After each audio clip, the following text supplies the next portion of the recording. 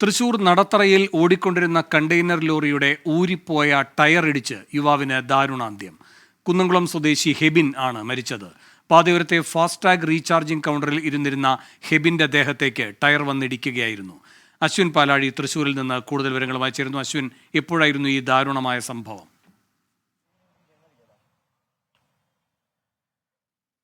വേണു, ഇന്ന് ഉച്ച കഴിഞ്ഞ് 3 മണിയോടുകൂടിയാണ് അപ്രതീക്ഷിതവും ദാരുണവുമായ ഈ അപകടം ഉണ്ടായത്. ഫിബിൻ ഈ ഫാസ്ടാഗ് റീചാർജ് കേന്ദ്രത്തിൽ സ്ഥിരമായി ജോലിക്കുള്ള ആളാണ്. ഇന്ന് ഉച്ചയ്ക്ക് ശേഷമാണ് ജോലിക്ക് എത്തിയത്.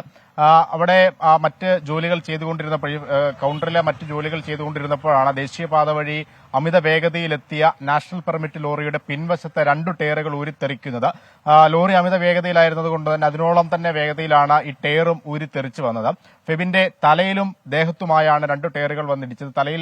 തലയ്ക്ക് ഗുരുതരമായ പരിക്കാണ് ഏറ്റിരുന്നത്. അവിടെ നിന്ന് ആശുപത്രിയിലേക്ക് കൊണ്ടുപോകും വഴി തന്നെ ഹെബിൻ മരണപ്പെടുകയും ചെയ്തു. 44 വയസ്സാണ് ഹെബിനുള്ളത്.